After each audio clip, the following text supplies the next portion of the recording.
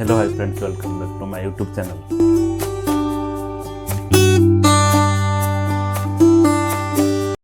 ମୁଁ ଆଶା କରୁଛି ଆପଣମାନେ ବହୁତ ଭଲରେ ଥିବେ। ମୁଁ ବି ବହୁତ ଭଲରେ ଅଛି। ଯେହେତୁ ମୋର ଆଜି ଟପିକ୍ ମାନେ ଆଜି ବ୍ଲଗ୍ରେ ମାନେ ମୁଁ ଆଜି ଫାର୍ଷ୍ଟ ଟପିକ୍ ଗୋଟେ କଥା କହୁଛି ଶୁଣିଥିବେ। ମାନେ ବହୁତ ଲୋକ ମାନେ ଭାବୁଥିବେ କି ପିଲା ବାହାରେ ରହି କାମ କରୁଛନ୍ତି, ଖୁସିରେ ରହୁଛନ୍ତି, ଏନ୍ଜୟ କରୁଛନ୍ତି। ଯେଉଁମାନେ ସେସବୁ ଭାବୁଛନ୍ତି ସେସବୁ ଭୁଲ ଧାରଣା, ଭାବନ୍ତୁ ବି ନାହିଁ। ମୁଁ ଏଇଟା ଫାର୍ଷ୍ଟ ଗୋଟେ କଥା କହୁଛି, ମୁଁ ବ୍ଲଗ୍ରେ ମୁଁ କହୁଛି ଯେହେତୁ ମୋ ଲାଇଫଷ୍ଟାଇଲ୍ ବ୍ଲଗ୍, ମୁଁ ସେଥିପାଇଁ ଆପଣମାନଙ୍କୁ ଜଣାଇ ଦେବା ପାଇଁ ଚାହୁଁଛି। କାହିଁକି ନା ଯେଉଁ କଷ୍ଟଟା ସେଇଟା କେବଳ ଆମେ ହିଁ ଜାଣିଛୁ।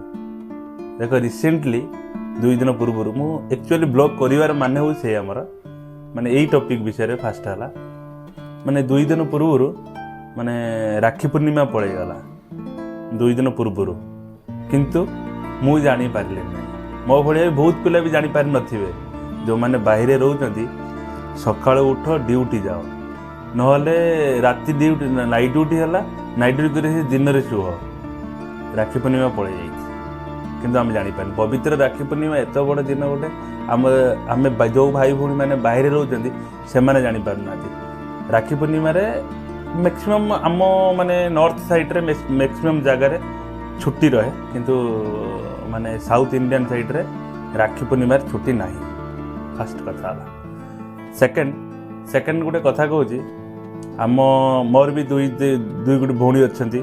ମୋତେ ବି ଫୋନ୍ କରିଥିଲେ ଅବଶ୍ୟ, ମାନେ ସାନ ନାନା ଯିଏ ଫୋନ୍ କରିଥିଲେ, ବଡ଼ ନାନା ବି ଫୋନ୍ କରିଥିଲେ, କିନ୍ତୁ ମୁଁ ତାଙ୍କ କଲ୍ ରିସିଭ୍ କରିପାରିଲିନି। କାହିଁକିନା ମୋର ଶୋଇବା ଲେଟ୍ ବି ଉଠିବା ବି ଲେଟ୍।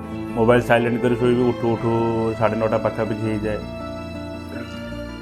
ଖାଇ ପିଇ ରେଡ଼ି ହେଇ ଗଲାବେଳକୁ ଡ୍ୟୁଟି। ସେଇ ଗୋଟାଏ ଡ୍ୟୁଟି ଗୋଟେ ଏମିତି ଜିନିଷ ଯାହାକୁ ବାହାରେ ରହୁଛନ୍ତି, ପେଟ ପାଟଣା ପାଇଁ ବାହାରେ ରହୁଛନ୍ତି। ଆମେ ମାନେ ଡ୍ୟୁଟିକି ଦେଖିବାକୁ ପଡ଼ୁଛି, ଫ୍ୟାମିଲିକି ଦେଖିବାକୁ ପଡ଼ୁଛି। ଛାଡ଼ ସେ କଥା, ସେ ଦୁଃଖ କଥା ବି କହିପାରିବିନି। କାହିଁକିନା ଆରେ ମୁଁ ମୋର ମାନେ ପବିତ୍ର ରାକ୍ଷୀ ବନ୍ଧନ ଏତେ ବଡ଼ ଦିନ ଗୋଟେ, ଯଦି ଗୋଟେ ଭାଇ ଭଉଣୀ ହାତ ରାକ୍ଷୀ ନ ବାନ୍ଧି ପାରିବ କି ଆମେ ଜାଣିପାରିବୁ ନାହିଁ ଆମ ଲାଇଫ୍ଟା କ'ଣ ଜାଣିପାରୁଥିବେ ଆପଣମାନେ। ମୁଁ ଏଥିପାଇଁ ମୁଁ ବ୍ଲଗ୍ କଲି କି ମୋରି ଭଳିଆ ଯେଉଁ ଭାଇ ଭଉଣୀମାନେ ରହିଥିବେ ମୋତେ ନିଶ୍ଚୟ କମେଣ୍ଟ କରି ଜଣାଇବେ।